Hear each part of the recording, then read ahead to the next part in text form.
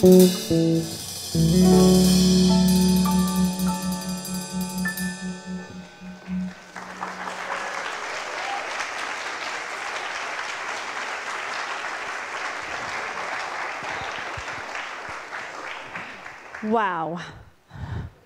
Buenos días y bienvenidos. Good morning. It is a beautiful day at Cedar Lane Unitarian Universalist Church, a liberal religious community where love works. Where love works.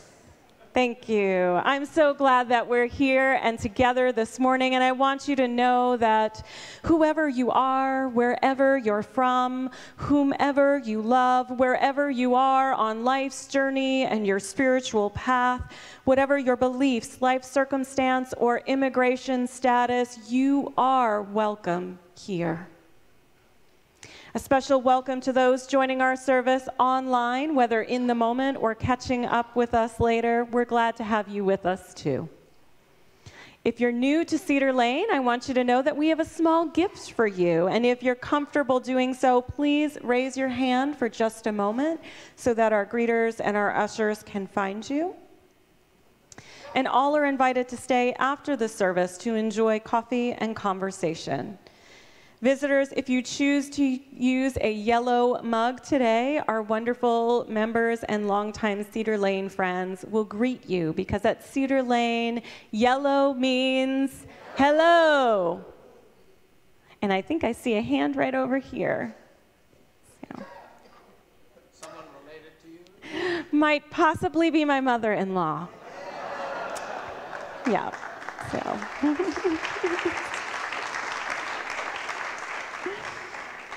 In a moment, we're going to turn and greet one another, but before we do so, I want to draw your attention to the announcements page that's included in your order of celebration. I'm going to give you a few highlights. Tim Persons, if you can stand for just a moment. Our lay pastoral visitors work closely with the ministers to support the pastoral ministry of our congregation. Tim Persons is available after the service today in the library if there's anything on your heart that you'd like to share. Thank you, Tim. We also have a congregational meeting today at 12:30 in the chapel. There's going to be in the sanctuary. In the sanctuary, there will be a light lunch that will be available. Please register with the team beforehand. We want to make sure that everyone who's eligible to vote checks in so that we can get everyone counted. Our annual Falling for Cedar Lane auction is coming up next Saturday. All are welcome. Childcare is free. This is my first Cedar Lane fall auction, and I can't wait to see all of you there. You can get tickets in the lounge if you don't have your ticket already. Next Sunday's service will be the annual service of remembrance, and I am inviting everyone to bring a memento, a photo of someone in your life who you love, whom has passed. We're going to create an altar of remembrance together as part of a service. Supplies for the Rohingya refugees are being collected. There's details in the insert.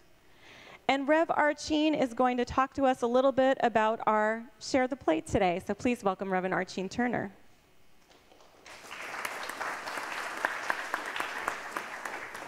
Hi. Morning. Morning. Good morning. As Unitarian Universalists, we are invited and challenged every day to live more deeply into our faith, are we not? And every day, our people and our congregations and you are responding to live a vision of the beloved community in the face of white supremacy and fear. We are learning to confront these things in our own hearts and our lives and in our congregation. Black Lives Unitarian Universalism is one of the most exciting way our faith is answering the call.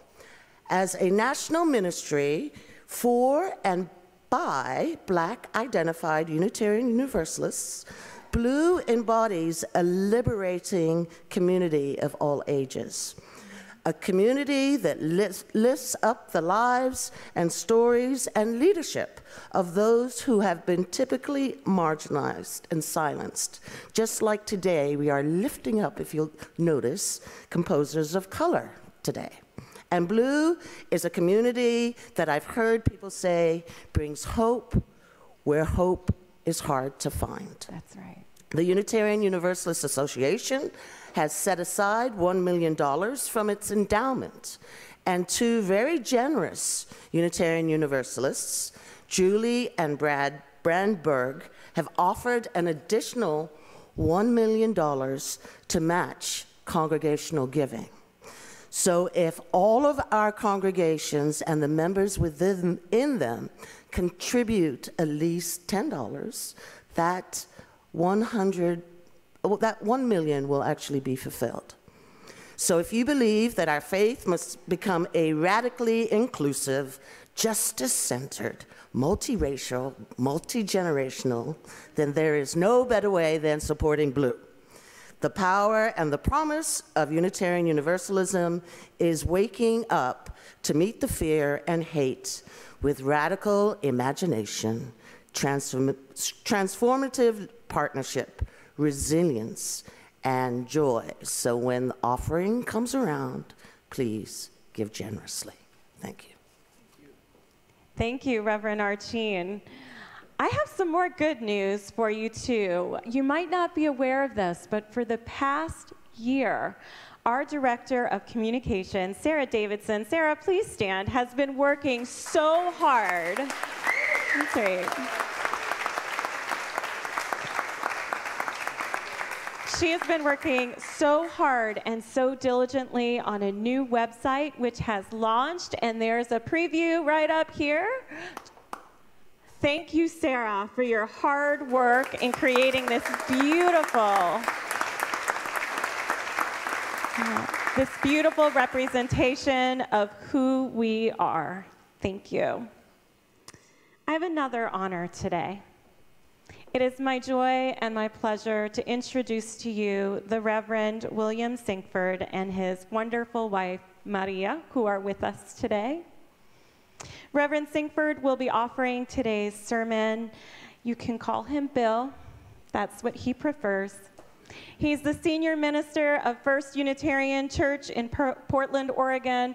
He served our denomination as both president and co-president. He was elected as president of the UUA in 2001 and returned to serve as co-president with Reverend Dr. Sophia Betancourt and Dr. Leon Spencer in April of 2017. Bill was also my professor at Meadville Lombard Theological School. And you might think that seminary is a place where people are peaceful and they pray all of the time, but it is a hotbed of anxiety. And what helps in those times is to have leaders like Bill with us, who have a calming presence, who teach us that we don't have to have the answers and that we can have the courage to rest in the tensions, to invite ourselves and those we serve to ask good questions and get curious, to have faith that with this process of questioning, that truth will rise up from the collective wisdom. And you'll get to see some of that today. So please welcome Bill Sinkford.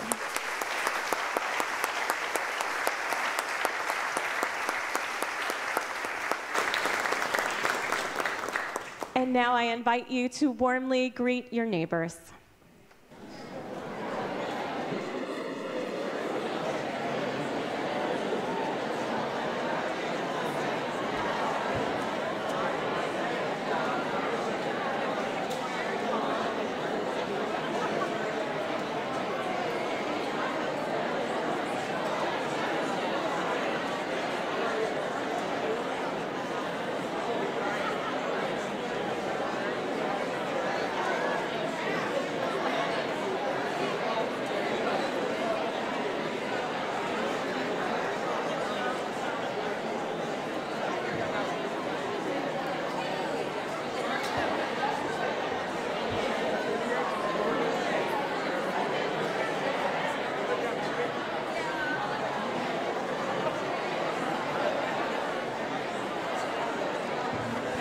With joy and exuberance, I invite us. With joy and exuberance, I invite us to return our hearts and minds to the service. Let's take a deep breath together.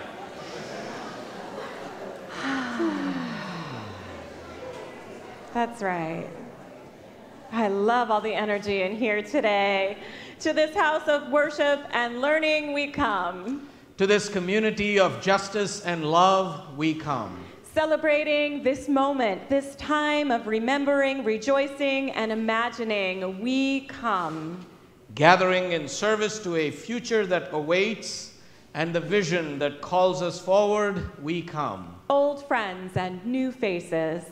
Honored guests and trusted leaders. Souls of all ages and paths to the holy. We come together. Gathering as one body. Each one of us making this place sacred by our presence. And the presence of the holy in which we live, move, and have our being. Let us rejoice in this day we have been given. This moment of grace.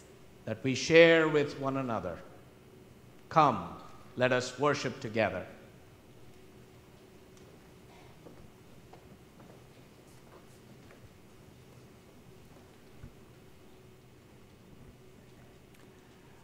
As John and Betty Smith kindle our chalice,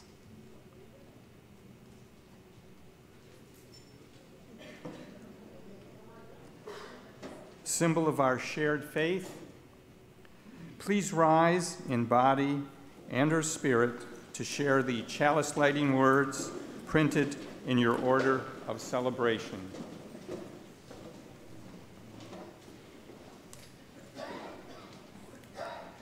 With humility and courage born in our history, we are called as Unitarian Universalists to build the beloved community where all souls are welcome as blessings and the family lives whole and reconciled. With this vision in our hearts and minds, we light our chalice.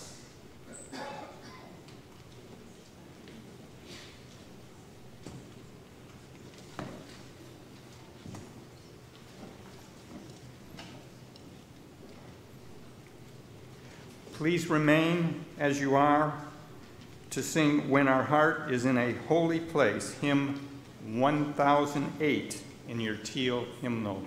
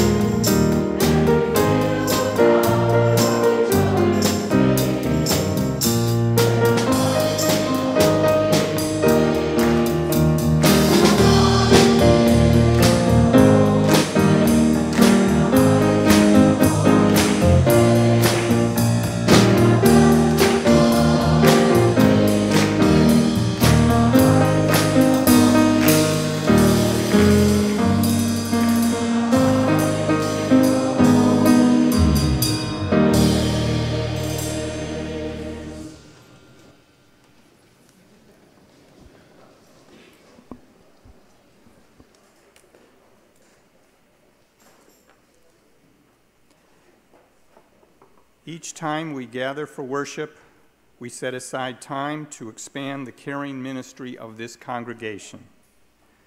We gather not for our needs alone, but to bear witness to the joys, sorrows, and milestones that unfold in all our lives, and to serve as companions to one another throughout these profound journeys of faith.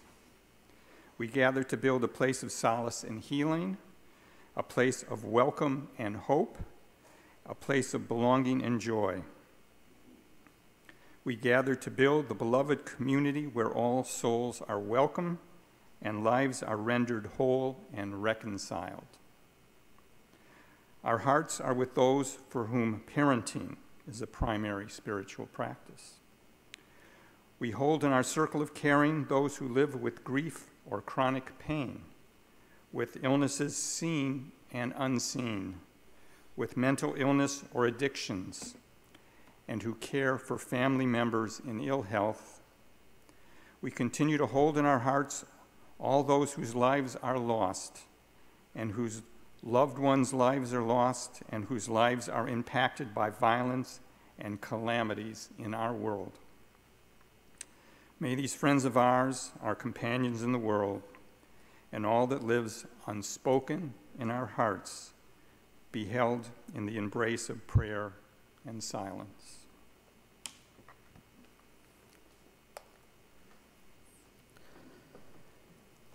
Let us center ourselves now for a time of reflection and meditation. I invite you to find a comfortable, relaxed position. You may wish to place both your feet on the floor to feel the energy of Mother Earth. And allow your body to relax. Bring your attention to your body and close your eyes if you're comfortable doing so. Be grounded in your posture. It gives you the foundation for what's happening in your heart and your mind. Relax. Let go. Just be. You are whole, complete, right now. Take a deep breath and slowly let it out.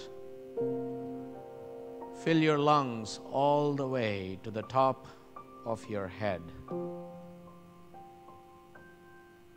And breathe out, relaxing, letting your shoulders drop, letting your chin drop, letting your jaw drop.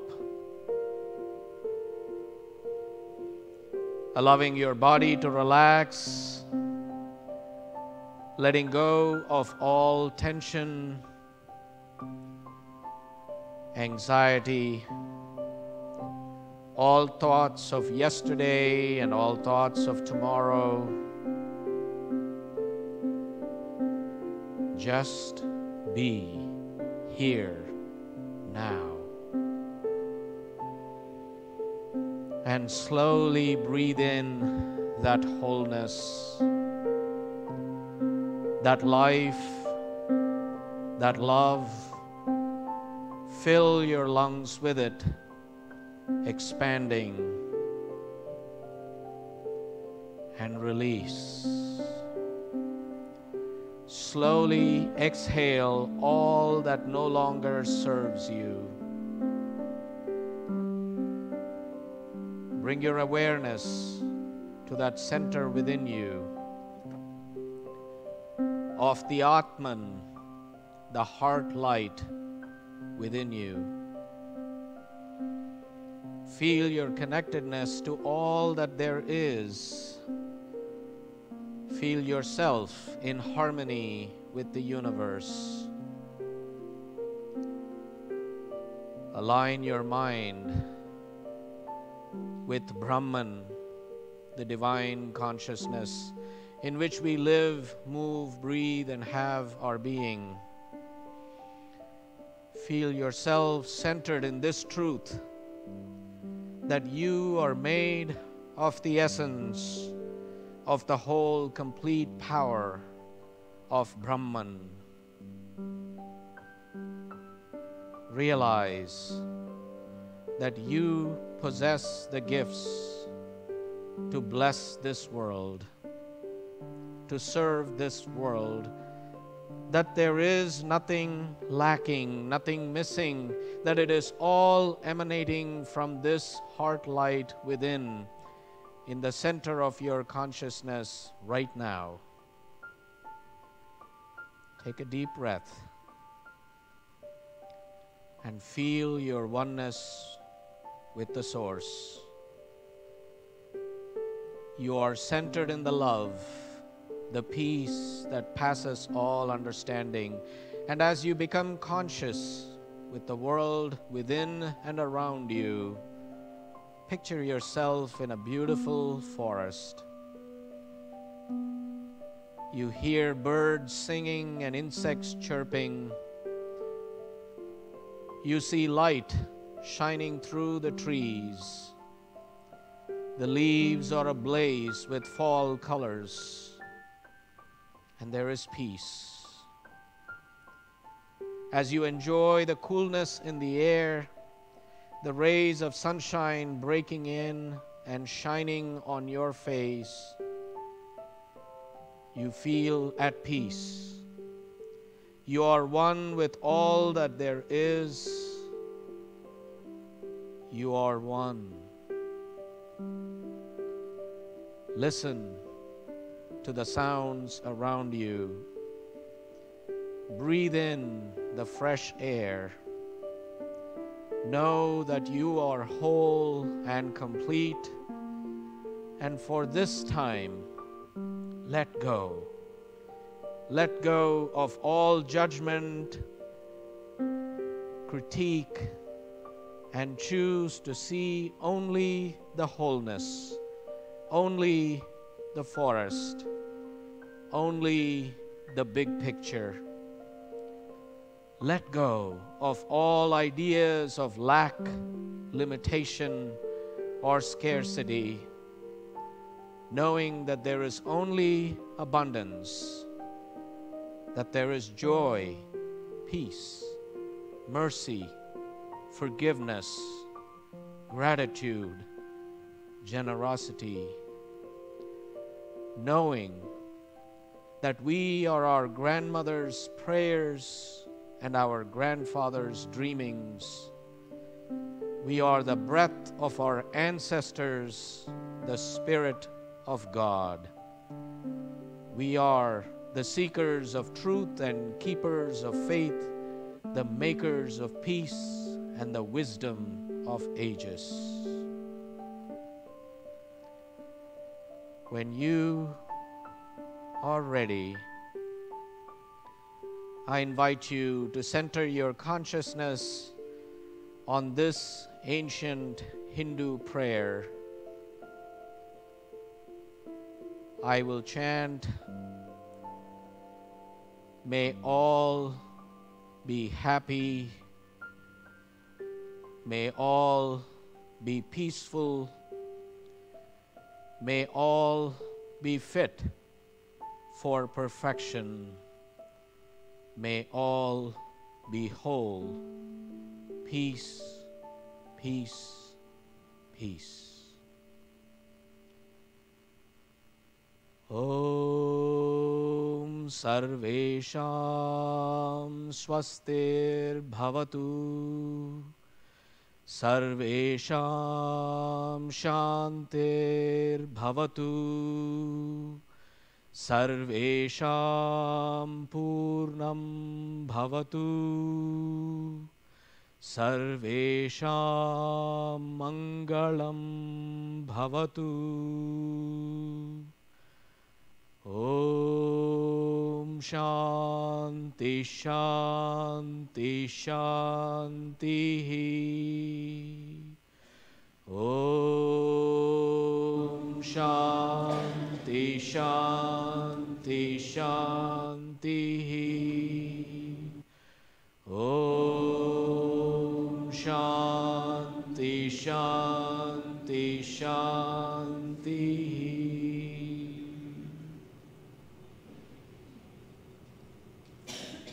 As we enter the stillness that silence brings, those among us who are mourning the loss of a loved one or commemorating the anniversary of the loss of a loved one are invited to rise in body and or in spirit and to remain rising until the musical offering. Let us enter the silence together.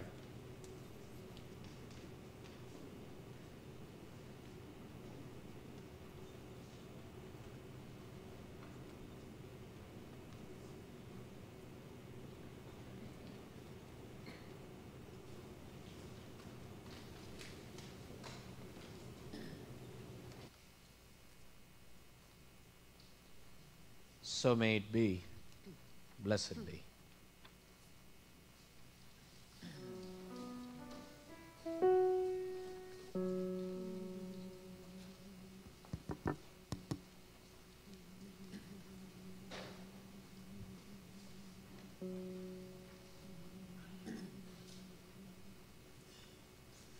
For each child that's born, a morning star rises and sings to the universe who we are.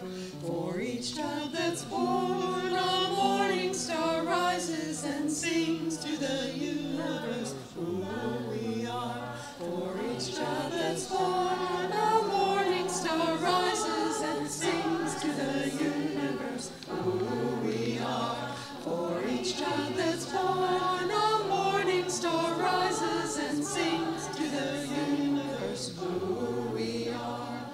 We are our grandmother's prayers, and we are our grandfather's dreamings.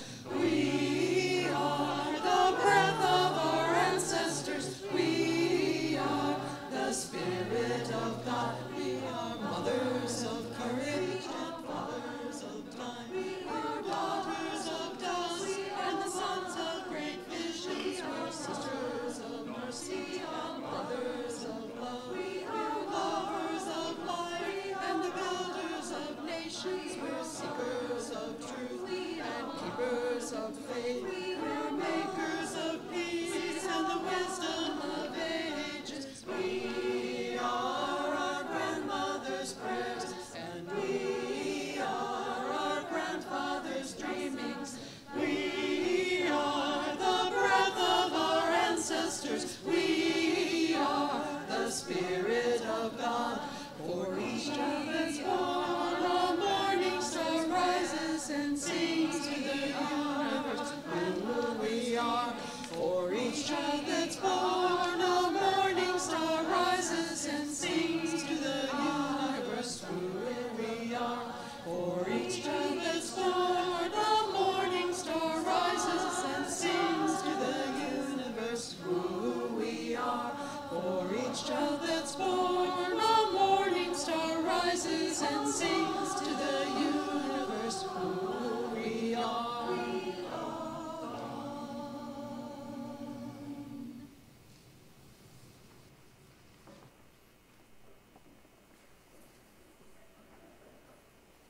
Good morning. Our reading this morning is an adaptation of the first psalm. It comes to us from Stephen Mitchell. Blessed are the people who have grown beyond their greed and have put an end to their hatred and no longer nourish illusions. But they delight in the way things are and keep their hearts open day and night. They are like trees planted near flowing rivers, which bear fruit when they are ready. Their leaves will not fall or wither. Everything they do will succeed.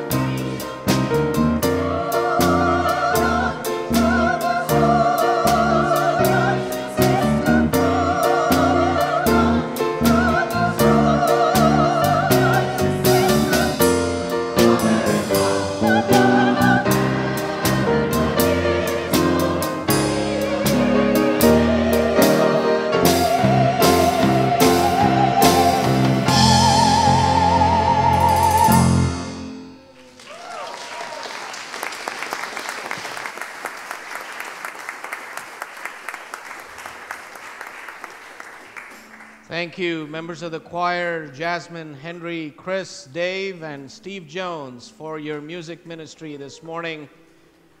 A very special day.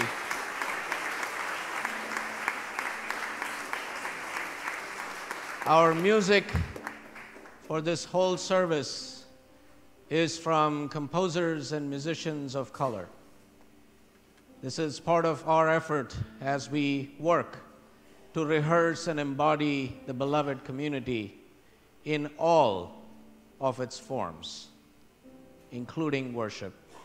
So we're grateful to our choir for the magnificent music today. And now thou art excused.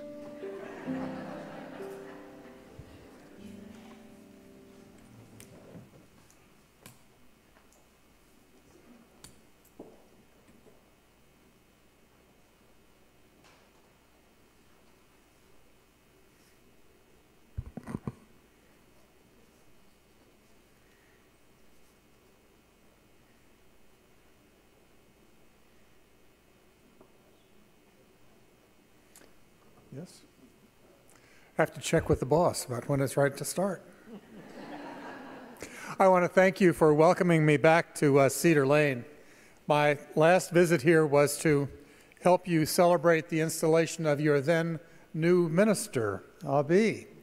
And yes, you can applaud for him, absolutely. And I must say that the energy here still feels quite positive and strong. I'm delighted to experience it. We are our grandmother's prayers. We are our grandfather's dreamings. E.C. Barnwell's lyrics ask us, they ask us to remember who we are. And questions about identity, they're always a part of the religious journey. So have you decided who you're going to be? No, really, I mean, Halloween is coming up. Have you decided who you are going to be? In my neighborhood in Portland, and perhaps in yours here, a few houses have been decorated with ghosts and spider webs for weeks and weeks and weeks. And now more and more of the houses have pumpkins decorating their doorsteps. It occurs to me that some families are really into this holiday. And then there are the questions about costumes. Who are you going to be? It's a Halloween question for some of us, my two grandsons, who are 9 and 6, included. Now, dressing up as a superhero tops the list for children again this year, and it's not just a male thing. Even for adults, Wonder Woman runs a close second to dressing up as a witch for women. For my grandsons, Batman and Superman are yesterday's news. They want to be one of the 4 ninja heroes from the land of Ninjago.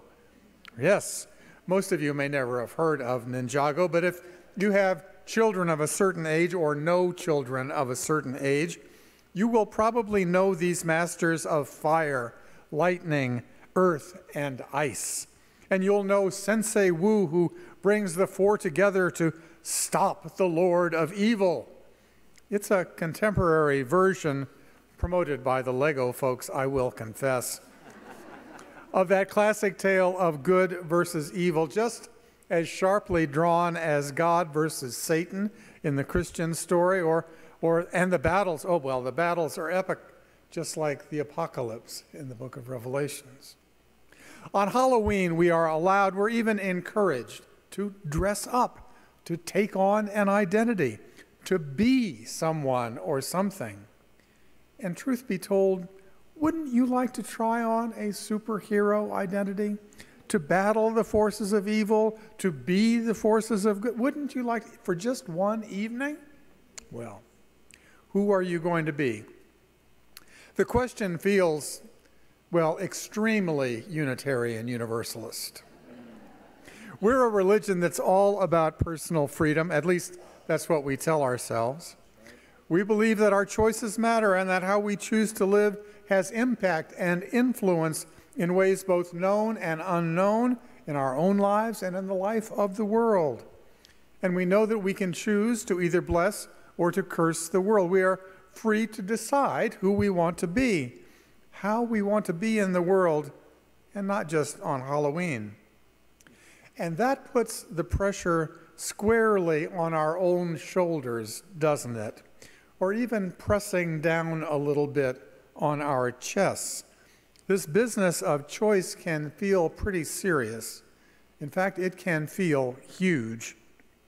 You see, if our destiny is not sealed, what is it that keeps us from being our best selves, making our greatest possible contribution, helping that arc of the universe bend toward justice, loving ourselves and those around us into health and happiness and wholeness? What holds us back? What stands in our way? And where did those excuses go when we need them? Well, first, there are some limits on our freedom. I need to acknowledge that. We know that our freedom comes with some qualifiers, right? Yes. Obviously, we're only free to make choices within the confines of reality. We don't inhabit a Ninjago world of magical powers and miracles. There are economics to consider, and geography, and the histories of oppression, and genetics, and luck. You know, some of us are born on third base in the ball game of life, and others have indisputable barriers to overcome.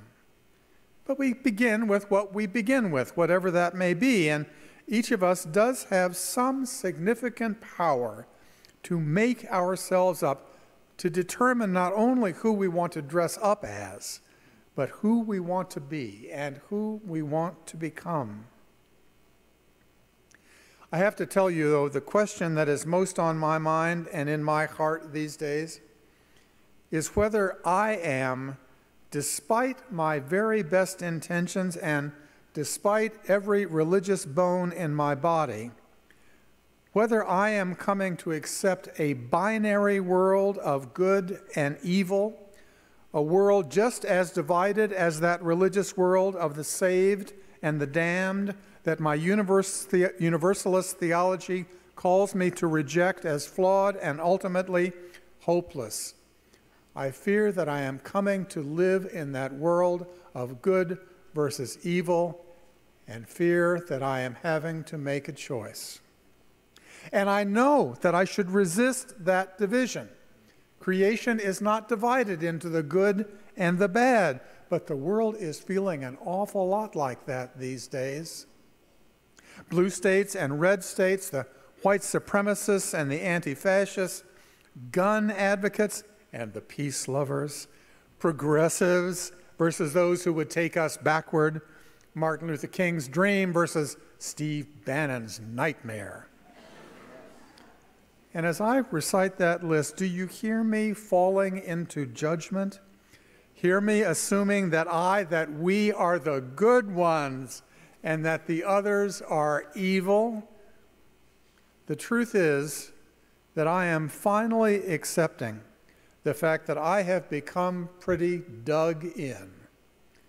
I am seeing those on the other side, including too many of our national leaders, as fundamentally flawed, as damaged beyond redemption. I am ready to write them off.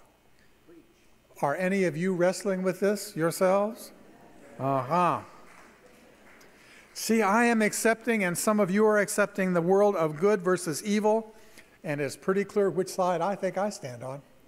How about you? Does the other side encourage this kind of thinking? Well, yes, of course they do. But my better self tells me that I can't allow them to set my moral compass, nor chart my personal course. Are there huge differences in how we see the world? Well, yes, that's very clear. And I believe, I have to tell you, in my heart, that those people are fundamentally racist, trying to erase our first black president from history and abort the movement of the world toward pluralism and diversity. I believe, in my heart, that if you want to understand what the culture of white supremacy, the culture of greed and domination looks like, you need only watch our president and his base. If I may use some biblical language, I have hardened my heart to those people. I've written them off, excluded them from my circle of care. If I am one of the chosen sheep, then those folks are most certainly goats. They are not members of my tribe. And the problem is not that I believe I'm wrong about them. And I could not be more committed to resisting them. That's not the problem either. The problem is the spiritual cost of hardening my heart, of living day after day in a divided and an embittered world. Theologian Frederick Buechner writes, "To grit your teeth and clench your fists in order to survive the world at its harshest and worst is by that very act to be unable to let something be done for you and in you that is more wonderful still. The problem with steeling yourself against the harshness of reality is that the same steel that secures your life against being destroyed secures your life also against being opened up and transformed by the holy power from which life itself comes. I've hardened my heart, and that puts me at risk of living just as angry, just as unkind, and just as unfulfilled as those people seem to me to be living. But that hardening of my heart, it conflicts with every religious bone in my body and my basic universalist theology. It's at war with them. And that is, I think, why it has taken me this long to confess, even to myself. Because that is what I'm doing. I am confessing that my faith is being tested. And I doubt that I am the only one in this sanctuary for whom that is true. The question is whether our Unitarian Universalist faith can see us through, point us toward a hopeful path, or at least offer some tools and support so that we can navigate these troubled times with integrity. The Christian traditions that embraced the idea of original sin developed well-articulated theological and liturgical approaches that were designed to help. And many of you probably know them quite well. There's confession and repentance and penance and forgiveness and the action of God's grace. Those practices urge a change of heart on a regular basis. But for us religious liberals, there is no set program in place. What follows confession in Unitarian Universalism is, well, it's frankly not all that well worked out.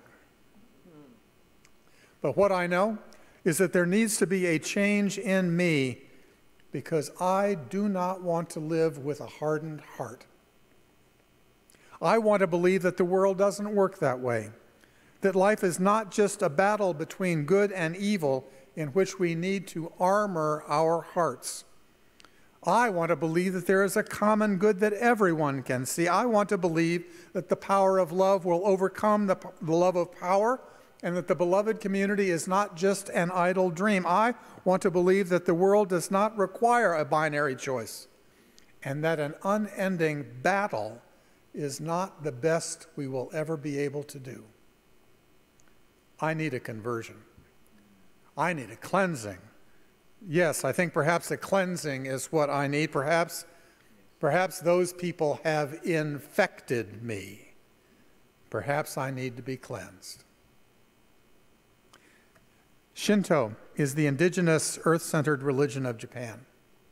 In Shinto, the world is infused with spirits. Kami, they are called. All of nature's, all creatures, all humans have spirits. And all kami are due reverence. The kami of mountains are particularly important. In the years before World War II, the Shinto faith was interpreted in a nationalistic, even a nativist way, and put in the service of an ethnocentric imperial nationalism. Does any of this sound familiar to you? The Tsubaki Grand Shrine is one of the oldest and most influential shrines in Japan, and its chief priest, or Guji, has been a partner of Unitarian Universalism for many decades. The Guji is an inherited position that passes from father to son, though adoption has created some flexibility in recent generational transitions. They haven't quite gotten to the gender equity part, but they will one day. Unitarian Universalism just elected its first female president, after all. The current Guji is the 97th in his line. This is an old tradition.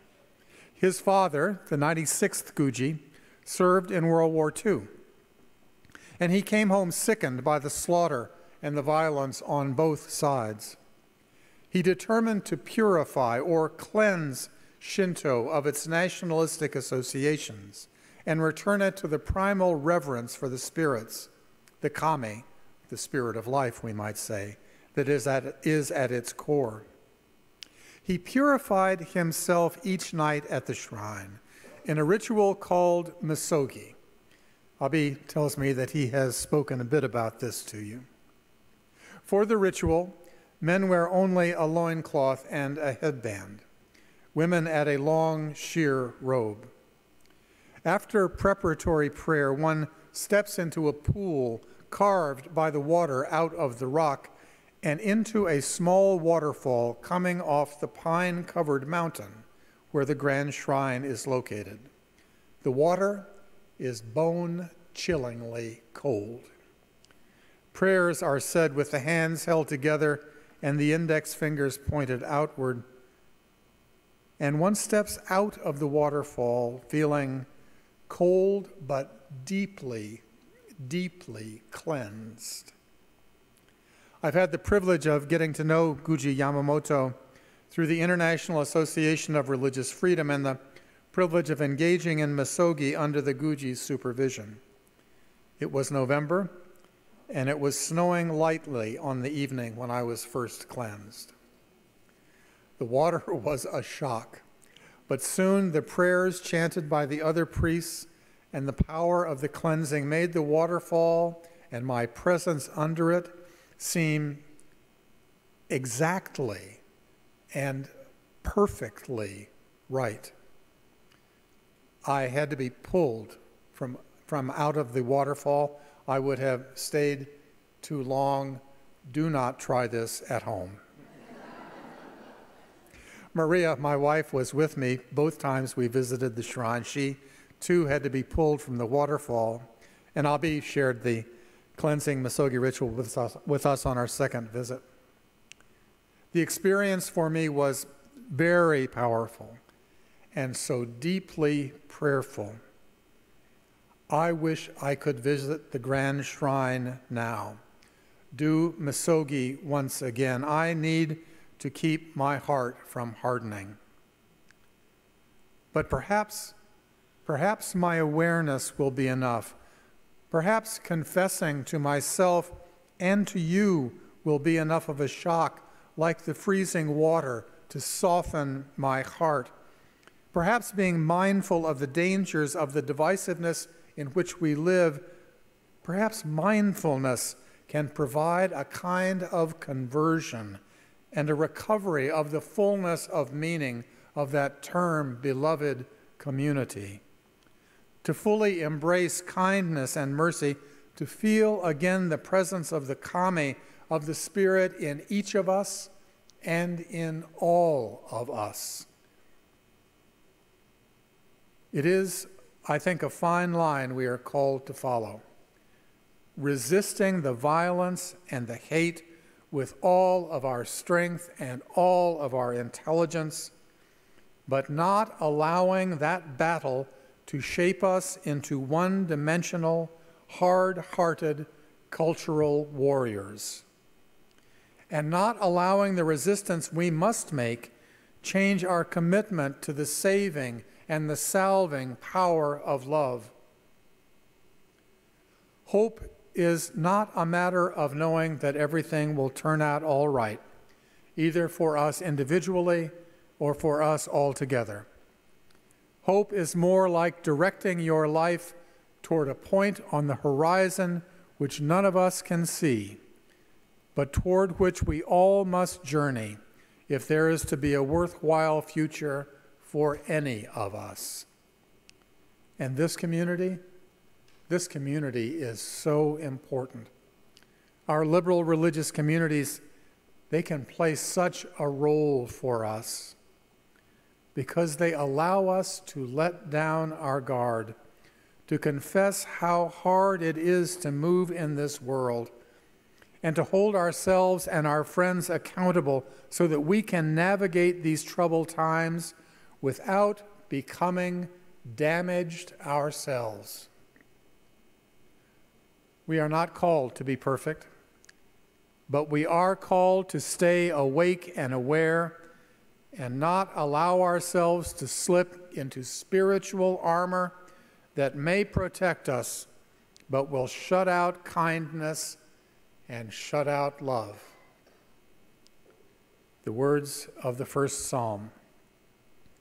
Blessed are those who have grown beyond their greed and have put an end to their hatred and no longer nourish illusions, but they are present to the way things are, and they keep their hearts open. We are called to live in this divisive and divided world, to live in this world, and do justice, love mercy, and walk humbly toward the beloved community together. May it be so, and amen.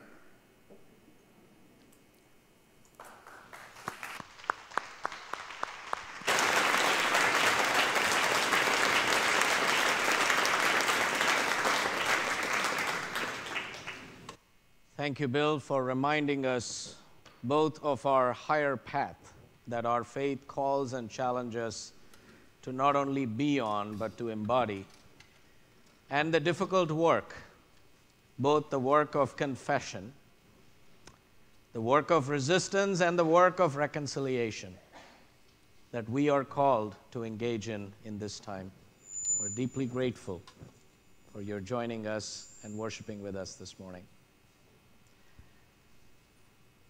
As our ushers come forward to give and receive the offering to sustain the mission and ministry of Cedar Lane Unitarian Universalist Church and the prophetic work of Black Lives of Unitarian Universalism, I invite us to go deeper within and to reflect on this spiritual challenge and promise and give generously from that place of gratitude and love. Our offering will now be given and gratefully received.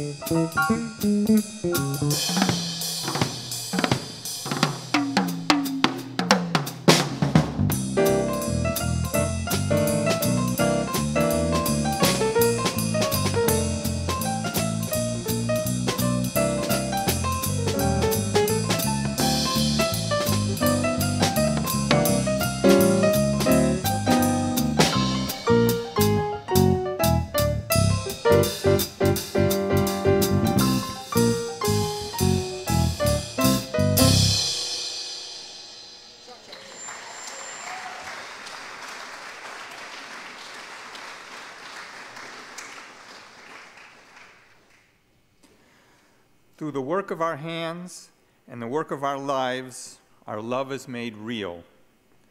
May we be grateful for all that we bring and share to practice and embody beloved community. Please rise in body and or in spirit to sing together, "Love Will Guide Us," hymn 131 in your gray hymnal.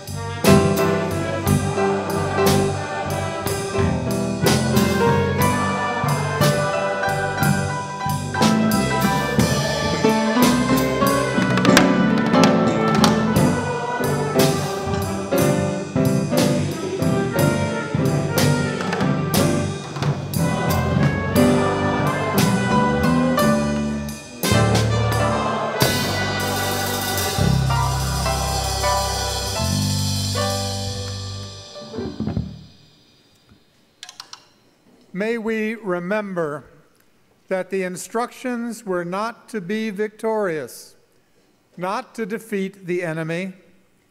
The instructions ask us only to be just, to love mercy, and to walk humbly. How we move through this world will surely help to shape the community that one day we hope to call beloved. This is the day we have been given. Let us rejoice in it and be glad. Go in peace, practice love. Amen. Amen. Please remain as you are, or...